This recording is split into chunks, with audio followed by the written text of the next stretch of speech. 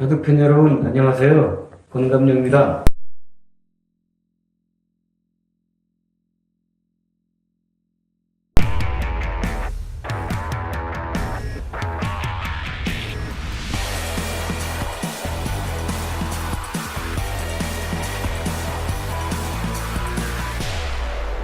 여러분도 잘 아시겠지만, 바둑 아주 슈퍼스타죠. 바둑도 어렸을 때부터 아주 기재가 뛰어난 기사인데, 천안이가 어떻게 공부를 했고 어린 시절에 어떻게 저하고 보냈는지를 한번 간략하게 우리 시청자 여러분들에게 소개를 할까 합니다. 천안이와 저와의 만남은 천안이가 7살 때였던 것 같아요. 7살 때 잊혀지지도 않는 게 비가 아주 억수같이 오는 날 엄마 손잡고 손수건을 목에 걸고 그러고 이제 저에게 나타났는데 얼굴은 아주 크면서도 눈은 뱅그랗고 그리고 그때는 좀 까매가지고 너무너무 이렇게 첫눈에 봐도 인상이 깊은 그런 얼굴이었죠.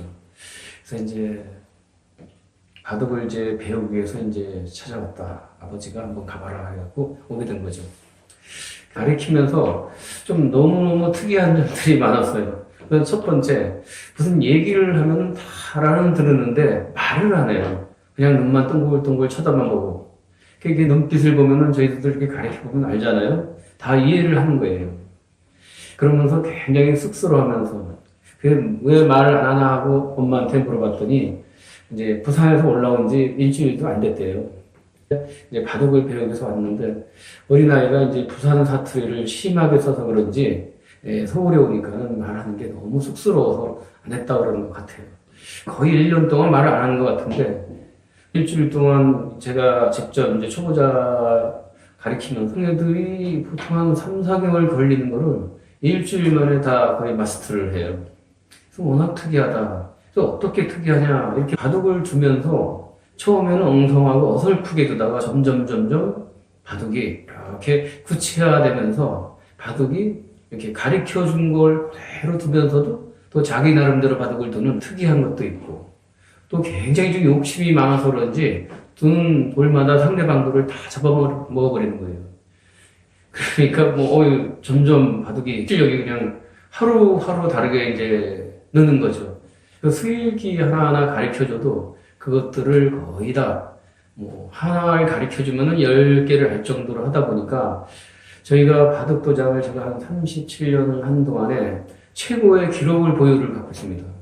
어떤 기록이냐면은, 이거는 저희 도장 공인 1년 만에 거의 핸디캡이 1급이 된 겁니다.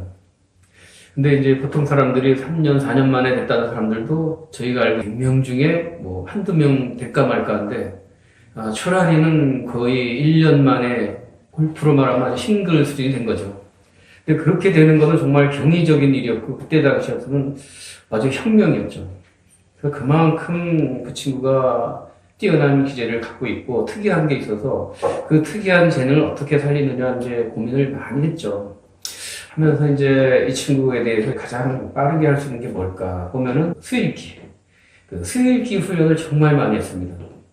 그 수일기를 공부를 하면은 거의 1, 2등을 놓치지를 않는데, 그때 당시 또 천안이가 성장 과정에는 아주 운명적으로 같이 공부하고 있던 이세돌이가 있었습니다. 물론 당시에는 세돌이도 있고 세돌이보다도 강한 선배들이 많이 있었는데 워낙 이 친구들이 워낙 특이했고 처음에는 두세 점 깔고 여러 점 깔아도 하루하루 다르게 달라지면 상대를 압도해버리니까는 그 차이가 극도로 이제 좁혀진 거죠.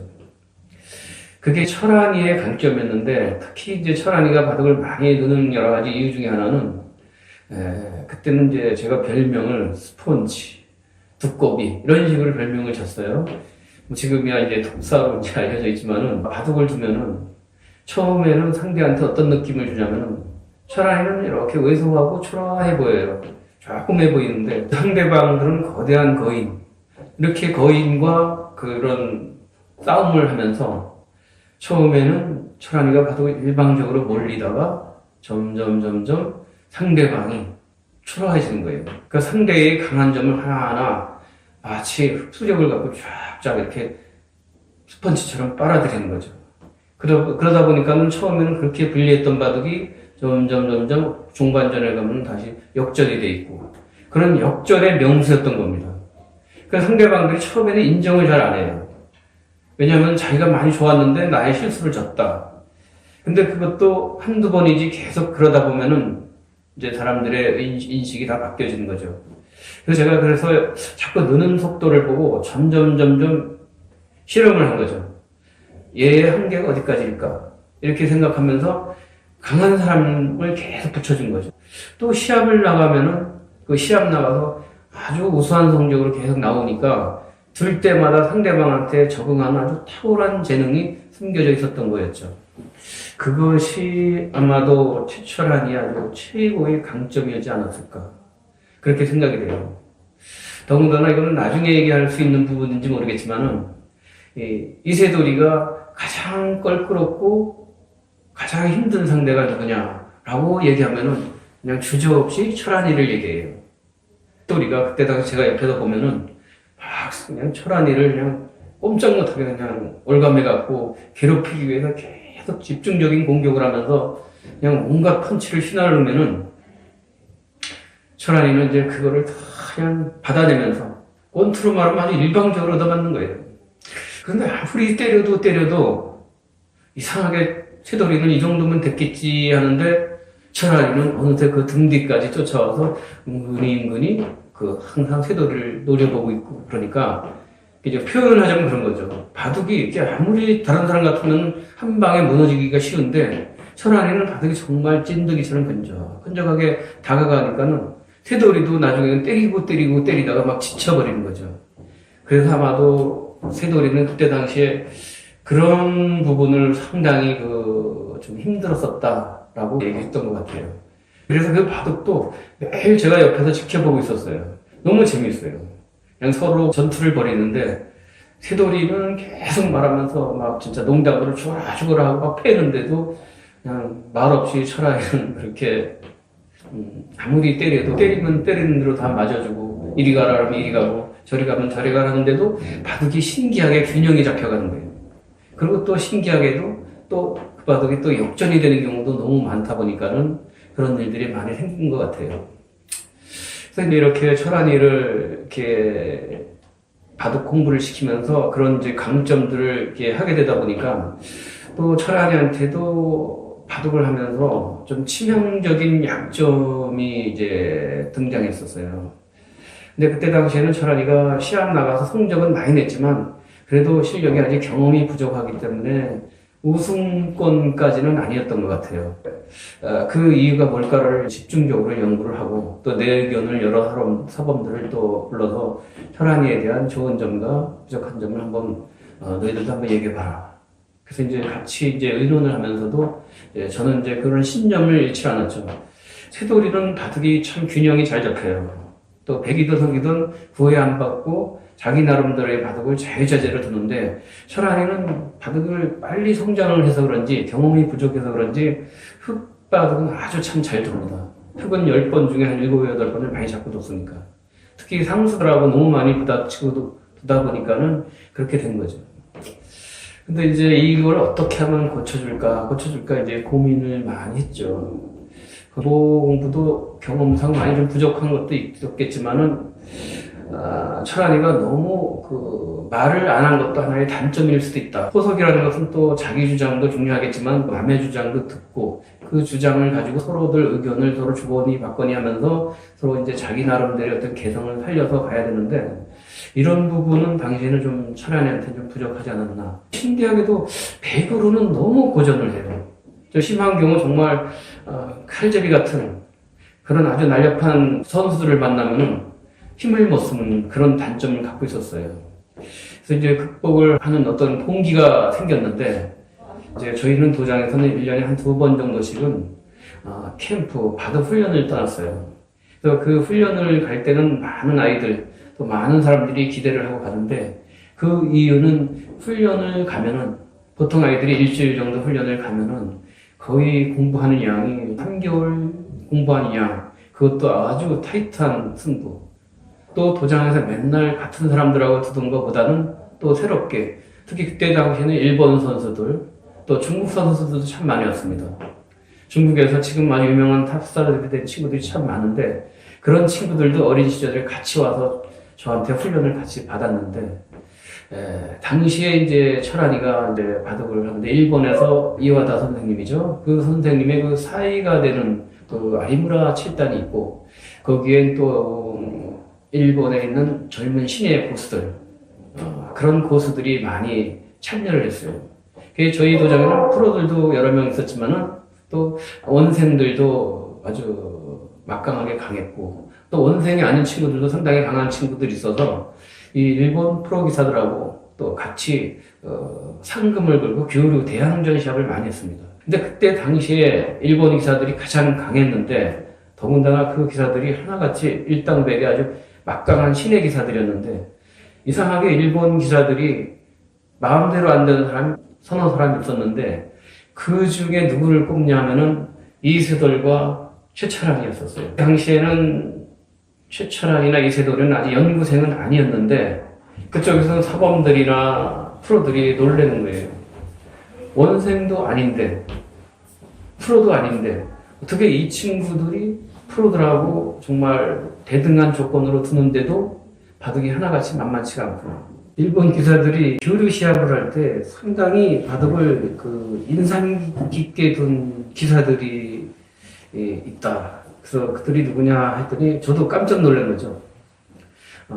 너무 어린 아이들, 바로 이제 이세돌과 최철환이었어요. 이 두 사람과는 다시 한 번 더 보고 싶다. 그래서 이제 내가 물어봤죠. 너들 왜 그런 거냐? 라고 했더니, 너무 나이가 어린데, 너무 신기하더라, 이럽니다. 저런 어린 나이에 이렇게 바둑을 둘 수 있을까? 이런 내용으로 둘 수 있을까? 근데 또 프로들끼리 또 알아요. 상대에 대해서. 바둑이라는 것을 더 보면은 느낌이 딱 오는 거죠. 일단 상대방이 강할 때는 뭔가 싹 소름 끼치는 뭔가가 딱 느껴져요. 예측을 못하는 수들이 많이 나오는 거죠. 나는 이런 생각으로 뒀는데 상대방은 또 전혀 내가 예상 못한 수가 탁탁 튀어나오는 거죠. 이걸 프로도 아니고 원생도 아닌 그런 친구들이 이런 수를 구사한다? 이 자체라는 거는 굉장히 충격이었겠죠. 그래서 이제 신예 기사들이 그 사람만 하지 말고 그런 어린 선수들을 내가 할 테니까 그럼 너희들이 원한다면 우리도 좋다. 그래갖고 이제 또 한 번 게임이 붙어졌죠. 근데 또 신기하게 다른 사람들은 다 되는데 철환이하고 세돌이를 못 이기는 거예요. 또 될 듯 말 듯 하면서 안 되는 거예요. 이거 환장하는 거죠. 미치는 거죠. 그러고 우선 일본 사람들이 이제 돌아가고 나서 그부터 한 달이나 한 두 달 정도 됐을까요? 일본에서 이제 이하다 선생님이 전화가 왔어요. 우리가 한번 도장을 다시 한번 개인적으로 방문하고 싶은데 가도 되냐? 그래서 언제든지 환영합니다. 그래서 감사합니다. 하고 이제 왔죠. 그 친구가 바로 아리무라 7달이에요. 그 같이 저랑 이제 식사를 쭉 하면서 너 어떻게 왔냐 했더니 한국이 좋고 또 재미있어서 왔는데 자기한테 이제 저희 좀 부탁했습니다. 철환이하고 세돌이랑 제가 한번 내기바둑을 한번 두고 싶습니다. 이건 이제 프로가 내기 받았던 거는 아니지만 그래도 승부의 어떤 긴장감을 큰 내기는 아니지만 작은 걸로. 그럼 어린 기사들이 저는 절대 아이들한테는 내기 받아서 이걸 두지 못하게 하더라도 이게 상금을 걸고 하는 거는 좋아해요. 어차피 프로가 될 사람들이고 아마추어가 아니기 때문에 프로로 갈 사람이기 때문에 항상 승부에 대한 감각 또 자기가 최선을 정말 다하는 상황 서로 간에 이렇게 부딪혔을 때 에너지가 최대한으로 발휘된다라는 그런 신념을 갖고 있었어요. 그래서 그럼 좋다. 그래서 제가 이제 상금을 걸었죠. 처음에는 이제 내가 이제 부탁을 했죠. 이때 당시 세돌이를 먼저 두고 세돌이하고 들 때는 세돌이가 흙을 잡고 철환이하고 들 때는 백을 잡고 돌아. 그랬더니 관계없다. 브라보 그래갖고 했죠. 왜 철환이를 백을 잡게 했냐면은 아까도 얘기했듯이 철학의 최대의 고질병인 백의 바둑에 대한 고민이 많았어요. 그래서 백바둑을 계속 분석을 해줘도 그게 바둑이라는 게 하루아침에 되는 게 아니다 보니까 그거를 고치려면은 일단 큰 승부를 여러 번 하면서 이렇게 그걸 하나하나 분석하면서 이렇게 가야만 그게 이제 고쳐질 수 있겠다라고 생각하고 이제 한 거죠. 사실 많은 아마추어나 중국이나 일본이나 또 우리나라에 많은 도장을 하는 사람들이 항상 저희 도장에 대해서는 베일에 쌓여있던 게 참 많았어요. 그 군도장에서 수많은 프로들이 탄생되고 탑스타들이 많이 나온 이유가 뭐냐. 이게 사실 제가 이런 거는 그동안 일반인들한테 공개를 안 했지만 제가 보이지 않게 이런 면들을 알게 모르게 하나하나 개성을 살려가면서 했던 것이 그때 당시에는 많은 효과가 있었던 걸로 이렇게 생각됩니다. 또 도장을 하신 분이나 바다가 교실을 하신 분들도 한번 참고로 해보신다면 또 좋은 경험이 될 걸로 판단하는데 새돌이가 이제 완성을 거두고 이제 철안이라는 게 데뷔를 하게 된 거죠. 철안이는 그때 당시 배구를 두는데 판을 못 짰어요.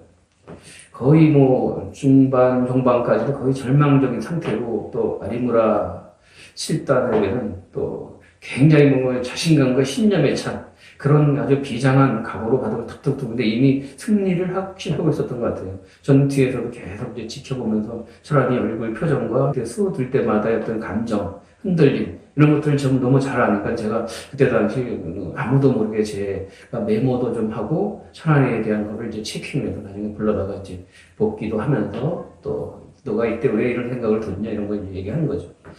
근데 이제 신기한 일이 벌어져요. 기적과 같은 일이 벌어져요. 그렇게 잘 나가던 아리무라 7단이 이제 어려워진 거죠. 실수를 하는 거죠. 왜 실수를 하게 되느냐면은 우선 상대방이 이렇게 감정의 표현이 거의 바둑판에 안 나타나요. 특히 철안이도 그런 편이에요. 철안이는 감정의 표현이 없어요. 그냥 멍하게 그냥 두꺼비처럼 꼬박꼬박 두는데 그냥 신기하게도 친구는 다 상대방이 두는 수를 다 이해를 하면서 하나하나 이렇게 따라가면서도 자기 수를 두는 거예요. 아리무라 7단도 이게 아무리 때려도 이 정도면 떨어지겠지, 던지겠지 하는데도 그게 아니라 계속 끈적끈적하게 쫓아오니까 그 바둑이 결국은 그 역전돼서 제 기억으로는 그때 당시 한 집반인가 두 집반을 진 걸로 저는 기억하고 있습니다. 아리무라 7단은 너무 괴로워하는데 차마 제가 같이 옆에 있기가 참 민망할 정도로 좀 괴로워했죠. 당시에는 일본이나 또 한국에서도 프로와 아마의 그 어떤 동등한 조건을 둔다라는 거는 있을 수 없는 일이었었어요. 근데 워낙 이 친구들은 특이한 친구라서 그쪽에서 흔쾌히 콜을 했기 때문에 공개를 안 하는 걸로 하고서 붙은 거죠. 결국에 호란이가 이겨가면서 이제 그거는 이제 저도 아무 누구한테도 얘기도 안 하고 또 그 친구는 좀 힘들었지만 잘 배웠습니다. 어린아이한테도 아주 깍듯한 예의를 지키면서 그러고서는 돌아갔죠. 철안이 바둑을 그 후에 또 분석을 하면서 그것이 아마도 동기가 되면서 베개 바둑에 대한 어떤 컴플렉스가 조금 벗어난 것 같아요. 그래서 이제 철안이는 바둑을 줄 땐 초전 박살보다는 어떤 백으로는 좀 장기전으로 가는 게 좀 더 유리하겠다. 철안이야 이제 적극적인 바둑을 지금 구사하고 있지만은 그때 당시는 워낙 나이도 어리고 그때가 아마 3학년이었을 겁니다. 그래서 그것이 동기가 돼갖고 최초 전국대회를 거의 다 휩쓸었었어요. 지금 보면 다 유명한 프로기사들이 되어 있고 난다긴다 하는 고수들이 많았는데 그런 고수들을 다 잠재웠죠. 그때 당시에는 시합이 뭐 이렇게 1000명이 나오면 딱 한 명 뽑는 거예요. 지금이 워낙 세분화돼서 그냥 무슨 조 1학년조 2학년조 있었지만은 그때 당시에는 뭐 6학년이든 1학년이든 유치원이든 다 동등한 조건으로 시합을 했기 때문에 그 뭐 500명 1000명 중에서 한 명이 살아남는다는 거는 그야말로 뭐 낙타가 바늘구멍 뚫고 가 그런 정도의 시합이었기 때문에 그 우승의 의미는 지금보다도 훨씬 더 값어치가 있었고 컸다라고 볼 수가 있겠어요. 그래서 이제 여기서 또 하나의 이제 갈등과 고민이 생겼어요. 그게 뭐냐면은 사람이보다도 좀 약하거나 비슷한 사람들이 다 연구생 가서 상당히 그 높은 조에 가 있으면서도 위치를 갖고 있는데 당시에 저는 철안이를 연구생으로 안 보냈어요. 왜 그랬을까요? 저 나름대로 굉장히 고민이 좀 많았었던 것이 있었어요. 왜냐하면은 저는 또 성격상 이렇게 한 번에 이렇게 사람들을 이렇게 막 나타내면은 저도 마찬가지예요. 전국에서 누가 잘 둔다, 누가 좀 재주가 뛰어난 사람이다 그러면 그 친구에 대해서 열심히 검토를 많이 해봐요. 어떤 스타일이고 누구한테 바둑을 배우고 있는지 그런 것들을 굉장히 많이 관찰합니다. 저 친구가 얼마 동안 바둑을 배웠고 몇 개월 동안 얼마나 달라졌는가 이런 것을 낱낱이 살펴보면서 그 사람의 기재가 어떤지 바둑을 두는데 어떤 식으로 두고 있는지를 계속 보고 분석을 좀 나름대로 해요. 그러면서 어떻게 보면 전력이 많이 노출돼서 그게 노출돼서 장점도 있지만 단점도 많이 드러납니다. 사실은 저는 철안이나 새돌이는 별로 이렇게 공개하고 싶지가 않았어요. 왜냐하면은 저에게도 꿈이 있었는데 그 꿈 중에 하나는 타도 이창호였었어요. 이창호 구단 하면은 뭐 여러분들이 너무나 잘 아시는 전설적인 인물이고 그 당시에는 뭐 한국은 물론이고 중국, 일본 그런 수많은 고수들을 다 물리치면서 거의 천하무적이었죠. 거의 과연 저 사람을 누가 이길까? 그 정도로 이창호라는 사람은 대단한 사람이었죠. 그리고 또 많은 기사들의 동경의 대상이었고 이창호에 대해서 낱낱이 많이 저도 분석도 많이 했지만은 우선 저는 이창호를 그렇게 존경을 하면서도 언젠가는 누군가가 이겨야 된다. 누군가가 이기진 못하더라도 대등한 기사는 나와야 된다라고 생각한 게 저의 신념이었었어요. 그래서 이제 우리 도장에서 지목한 상대가 이세돌과 최철환이었죠. 그래서 이 친구들은 최대한으로 좀 베일 속에 가려놓고 그야말로 용병 훈련을 한 거죠. 원생이나 이런 데 자꾸 드러나면 전력이 너무너무 드러나요. 그 다음에 뭐 너무 많은 견제 세력이 나오고 또 너무 많은 사람들이 관심을 갖다 보면은 부모들도 되게 그렇지만 또 자기도 모르게 자꾸 자만심과 고만심에 빠지다 보면은 공부가 너무 좀 소홀히해지거나 또 본인이 잘못하면 착각 속에 빠지다가 그렇게 사라져버린 천재들도 참 많이 봤어요. 특히 철안이는 아까도 말씀드렸지만 베개바둑에 대한 좀 트라우마가 좀 있었어요. 당시 철안이는 어려서 본인은 그걸 못 느끼고 있었지만 저희들은 다 보고 있었죠. 또 원생들 가면 벌써 격이 또 달라요. 전국에서 난다긴다는 기재 있는 애들, 또 일당백의 용사들이 다 와서 공부하는 그런 뛰어난 기재들이다 보니까 철안이의 그 베개바둑이나 이런 것들이 너무 흔들림이 많을 것 같고 이창호를 이기려면 조금만 더 기다리자 한 거였죠. 참고 있었는데 이제 철안이 아버님도 그때 참 마음고생도 하셨어요. 저는 너무 미안했죠. 왜 우리 철안이는 연구생을 안 넣어주십니까? 그래서 좀만 기다리세요. 좀만 기다려주세요. 철안이도 가고 싶습니다. 그렇게 자꾸 여러 번 얘기하시면서 저도 기다렸죠. 그래서 때를 기다렸죠. 철안이보다 약한 아이들도 많이 보냈어요, 연구생으로. 철안이만큼은 그런 제 마음의 어떤 어려움 때문에 솔직히 좀 망설였죠. 근데 우연히 운이 좋게도 제 생각이 좀 이렇게 적중이 된 것도 있었어요. 뭐냐면은 철안이가 그때 당시 연구생이 6조였는데 이제 이 정도면 좀 견딜만 하다고 판단했을 때 원장을 넣었는데 6조부터 1조까지 거의 그냥 논스톱으로 한 번도 걸음이 없이 1조까지 한 아주 기록 보유자예요. 6조가 1조를 이렇게 그냥 거의 한 방에 이렇게 올라간다는 게 쉬운 일이 절대 아닙니다. 아마 원생들이라면 제 말이 금방 실감할 거로 이렇게 판단돼요. 그래서 그때부터 이제 바둑기 자신감이 들면서 집중력이 이제 훈련이 시작된 거죠. 더 훈련이라는 게 뭐냐면 좀 강도가 세지는 거예요.